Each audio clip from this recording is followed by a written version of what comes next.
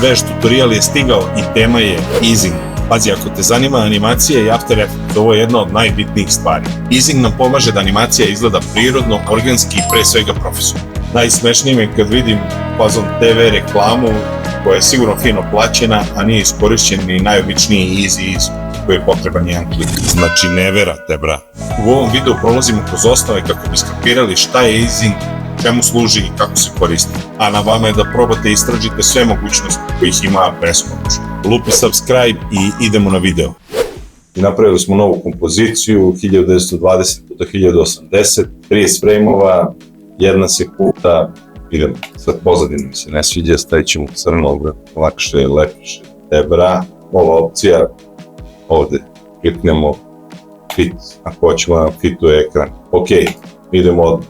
Napravit ćemo jedan shape, kliknemo na rectangle tool i kliknemo i sa shiftom crtamo, hoćemo kocku, stavit ćemo kocku da bude bela, najbolje se vidi, kliknemo na boju, bela, selektovao sam, vratio sam tool na selection tool i vidimo da ova tačkica nam nije u centru, to je anchor point, znači pritisnemo da bi je kontrolisali Y ili ovde i uhvatimo je i držimo Alt, centriramo je u sredini. Anchor point znači tačka koja nam je kao centar, bukvalnom prevodu. Ako je anchor point ovde i radimo, na primjer ovde R, rotation, on će se vrteti oko te tačke.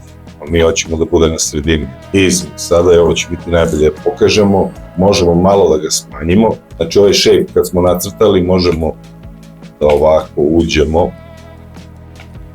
i da kažemo imamo koliko je, 500, to je dobro, stavit ćemo ga mi 300 puta 300, nazvat ćemo je,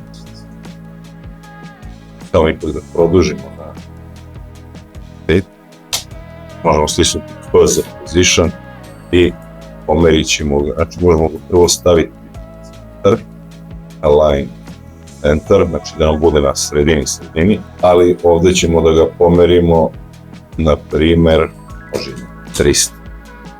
To mu je početna pozicija.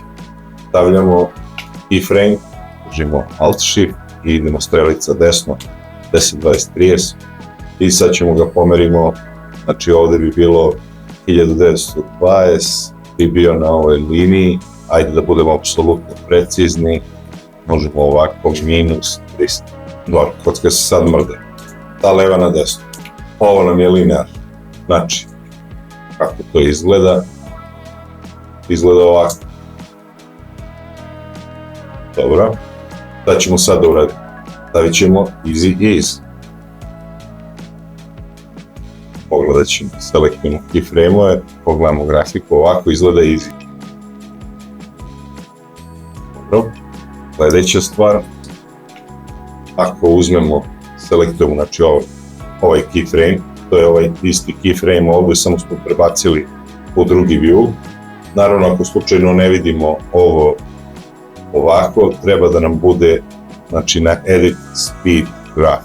Selektujemo keyframe i povučemo ga, na primjer, ovako, kroz na desno, da vidimo kako sad izgleda.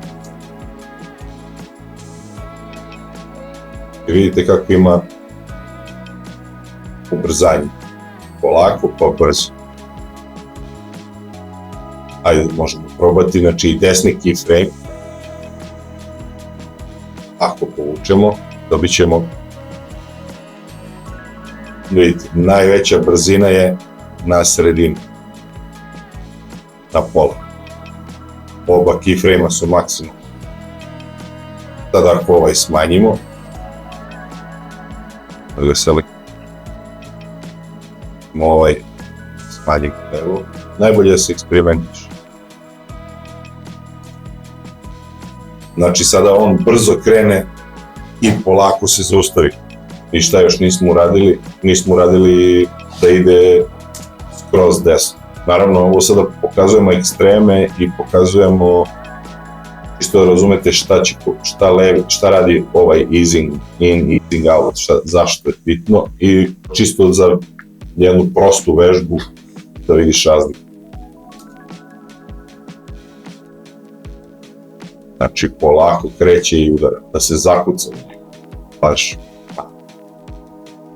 Pa, dobro izgleda. Još jedna stvar koju nismo rekli, a pogotovo kad se radi o easingu, mada i kada se radi o linearu, znači da na alt klik možemo odmah da ih pretvorimo nazad u linearne, znači kada se ova kocka mrda ovako linearno, vidimo da malo tu kao da se pojavljuje neki seckanje, dobro to može bude do piksela monitora, ali svakako da bude malo više glatka animacija. Ovde se switchuju modovi, ako slučajno ne vidite ovo, motion blur, znači idete na switch mode. Ako ne vidite ovde desni klik polona i upalimo switchove. Znači upalit ćemo motion blur ovde, to znači da je upaljen za kompoziciju, mada i kad je ugašena, ako upališ na nekom layeru, on ti automatski upali u toj kompoziciji. Da vidimo sad kad smo dodali motion blur. Znači šta je to, evo na prvom frame-u se vidi, ako pomerim prvi frame, da bude drugi, ovde se ne vidi. A pošto prvi on već kreće, dobio je već motion blur u smeru kretanja. Da je destinacija negde drugde, drugačiji bi bio motion blur.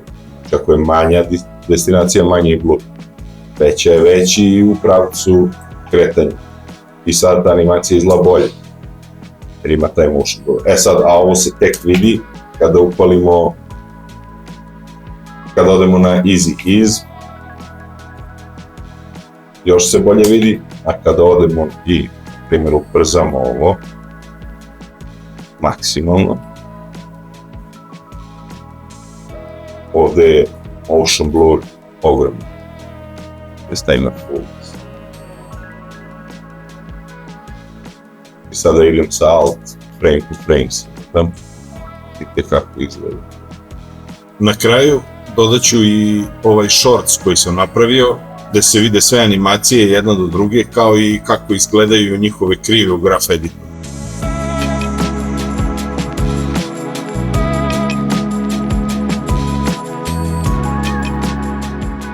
Isprobajte, istražujte, sigurno ćete doći do nekih strava rešenja. Ako vam se svidao klip, lupite subscribe, a u komentarima pišite pitanja, pohvale, sugestije, kritike.